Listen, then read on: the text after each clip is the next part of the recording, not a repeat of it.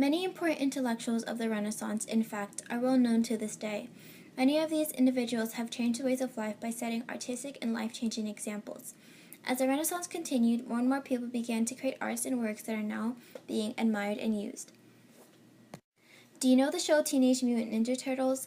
Well, Donatello, Michelangelo, Raphael, and Leonardo, as you may know, are the Ninja Turtles themselves.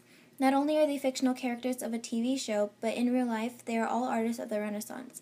Each and every one of them has done spectacular things and has created such works that are now admired greatly. Leonardo is a famous artist who painted the Mona Lisa.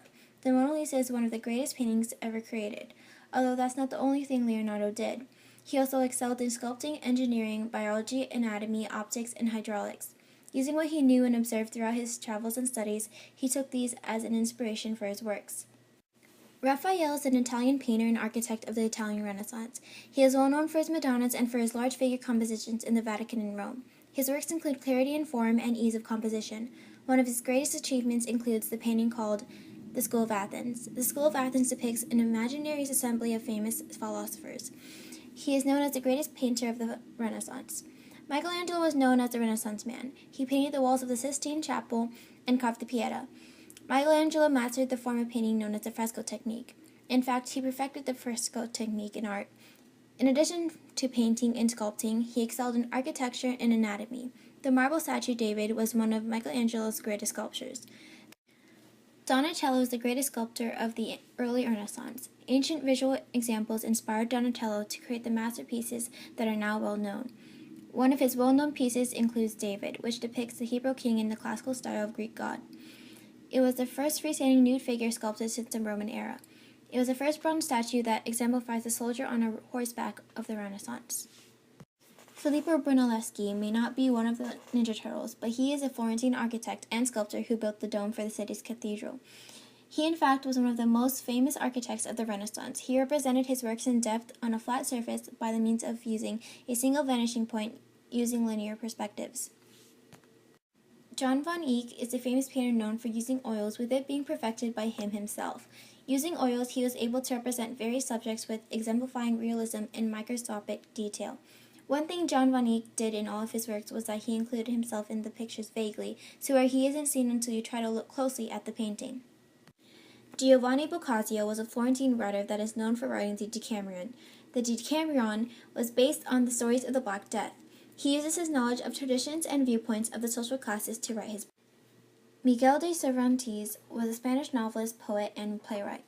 One of his major works includes Don Quixote.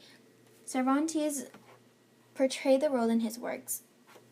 Desiderius Erasmus was a Dutch Renaissance humanist, Catholic priest, social critic, teacher, and theologian.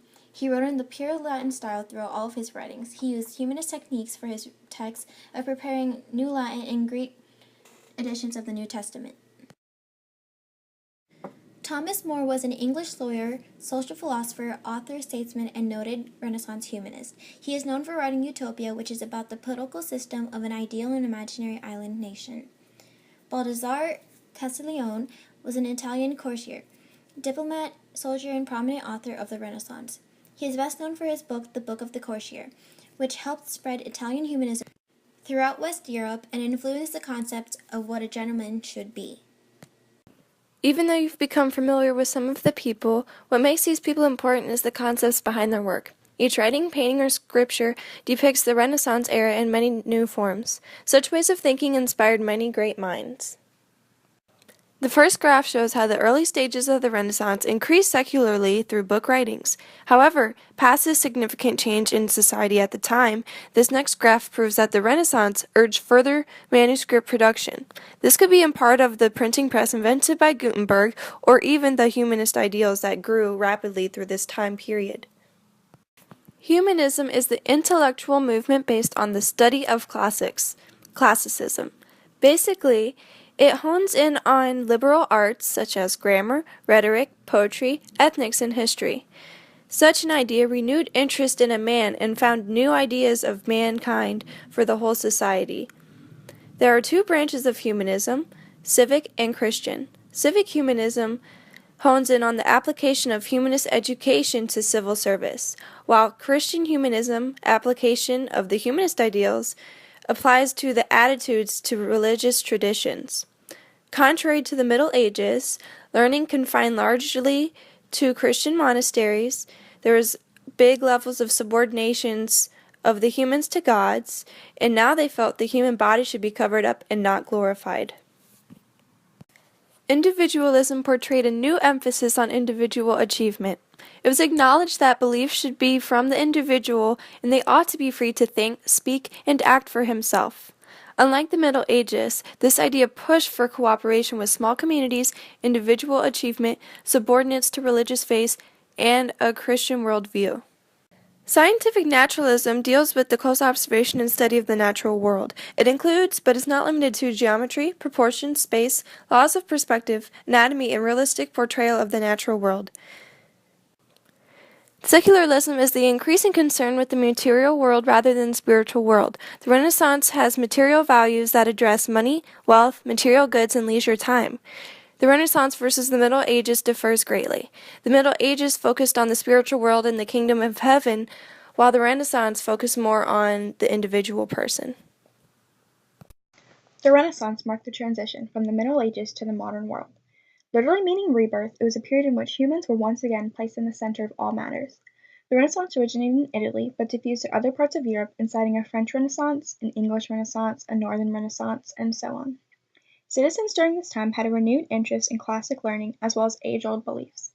Along with the Renaissance, new ways of thinking in astronomy, exploration, social classes, and religion emerged, as well as a multitude of new innovations, including the printing press, paper, and gunpowder. Before the Renaissance, culture was at a standstill, and this time period produced an influx of new thinking, producing a culture-rich society.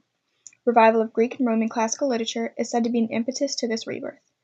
A bigger emphasis was placed on the Latin language, and ancient beliefs made their way through the population. During this time, the Church had an increasingly powerful place in citizens' lives, and the Catholic Church became the center of all aspects of European life. The source of this renewed papal influence can be traced back to the year 1420. The Pope during this time, Pope Martin V, who reigned from 1417 to 1431, moved the papal seat back to Rome. The Great Schism, the period from 1378 to 1417, where the Western Church was divided by the creation of antipopes, also heavily influenced the Church's rising importance. Citizens looked to the Church not only for religious guidance, but in social aspects as well. Almost, if not all, of a citizen's free time was spent within the walls of a Catholic church. Corruption was very prominent in the Catholic religion during the Renaissance. Popes were seen as extensions of God himself and were highly revered by European Catholics. This glorification allowed abuses of the Church by religious figures very easy. Church money was often spent on personal projects, including palaces and tombs for not only themselves, but family members as well.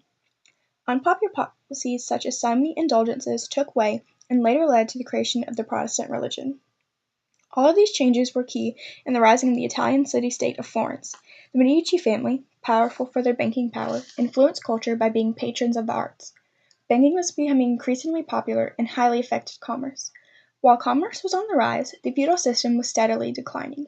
Amongst all of these changes, the Renaissance also brought a significant change in social structure, as is indicated in the emergence of new social classes.